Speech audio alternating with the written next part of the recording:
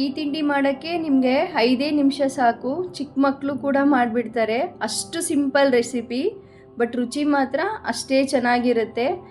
ಯಾವುದಾದ್ರೂ ಟೈಮಲ್ಲಿ ನಮಗೆ ತಿಂಡಿ ಮಾಡೋಕ್ಕೆ ಟೈಮ್ ಇರಲ್ಲ, ತರಕಾರಿ ಇರಲ್ಲ ಅಂದಾಗ ಆರಾಮ್ಸೆ ಈ ರೆಸಿಪಿ ಮಾಡ್ಕೋಬೋದು. Welcome back to my channel.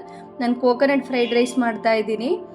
ಇಲ್ಲಿ ಒಂದು ಪ್ಯಾನ್ಗೆ 1-2 ಸ್ಪೂನ್ ಅಡುಗೆ ಎಣ್ಣೆ, 1 ಸ್ಪೂನ್ ತುಪ್ಪನ ಬಳಸ್ತಾ ಇದ್ದೀನಿ. ಬರೀ ತುಪ್ಪದಲ್ಲಿ ಕೂಡ ಮಾಡ್ಕೋಬೋದು, ತುಂಬ ಚೆನ್ನಾಗಿರುತ್ತೆ ಇದು. ಕಡಲೆ ಬೀಜ, ಸ್ವಲ್ಪ ಗೋಡಂಬಿ, ಉದ್ದಿನಬೇಳೆ, ನಂತರ ಸಾಸಿವೆ, ಜೀರಿಗೆ ಎಲ್ಲವನ್ನು ಹಾಕಿ ಒಂದು ಒಳ್ಳೆ ಹದಕ್ಕೆ ಹುರ್ಕೋಬೇಕು. ನಾನು ಆಲ್ರೆಡಿ ಮೊದಲೇ ಅನ್ನ ಬೇಯಿಸಿ ಎತ್ತಿಟ್ಕೊಂಡಿದ್ದೀನಿ. ಒಂದು 4-5 ಹಸಿರು ಮೆಣಸಿನ್ಕಾಯಿನ ಹಾಕಿ ಸ್ವಲ್ಪ ಕರಿಬೇವನ್ನ ಧಾರಾಳವಾಗಿ ಹಾಕ್ಕೊಳ್ಳಿ, ಚೆನ್ನಾಗಿರುತ್ತೆ.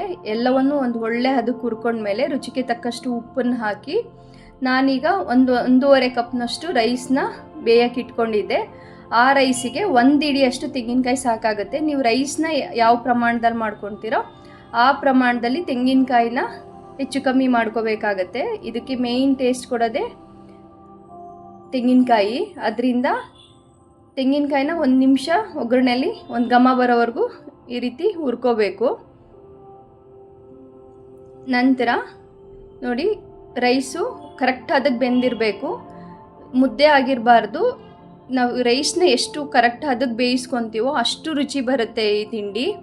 ಎಲ್ಲವನ್ನು ಹಾಕಿ ಮಿಕ್ಸ್ ಮಾಡಿ 1-2 ನಿಮಿಷ ಸಣ್ಣ ಉರಿನಲ್ಲಿ ಇವೆಲ್ಲವರೊಂದಿಗೆ ರೈಸ್ನ ಫ್ರೈ ಮಾಡ್ಕೋಬೇಕು. ನೋಡಿದ್ರಲ್ಲ ಎಷ್ಟು ಸಿಂಪಲ್ಲು. ಮೇಲೆ ಕೊತ್ತಂಬರಿ ಸೊಪ್ಪು ಹಾಕ್ಕೊಂಡ್ರೆ ಕೋಕೋನಟ್ ಫ್ರೈಡ್ ರೈಸ್ ರೆಡಿ ಆಯಿತು. ತುಂಬ ಸಿಂಪಲ್ಲು, ಆದರೆ ರುಚಿ ಅಷ್ಟೇ ಅದ್ಭುತವಾಗಿರುತ್ತೆ. ಖಂಡಿತ ಈ ರೆಸಿಪಿ ಟ್ರೈ ಮಾಡಿ. ತುಂಬ ಸಿಂಪಲ್ ರೆಸಿಪಿ, ರುಚಿ ಮಾತ್ರ ಅಷ್ಟೇ ಅದ್ಭುತವಾಗಿರುತ್ತೆ. 5 ನಿಮಿಷದಲ್ಲಿ ಮಾಡ್ಕೋಬೋದು. ಮತ್ತೆ ಸಿಗುವ ಹೊಸ ರೆಸಿಪಿಯೊಂದಿಗೆ ನಮ್ಮ ಚಾನಲ್ ಸಬ್ಸ್ಕ್ರೈಬ್ ಮಾಡಿ. ಬಾಯ್.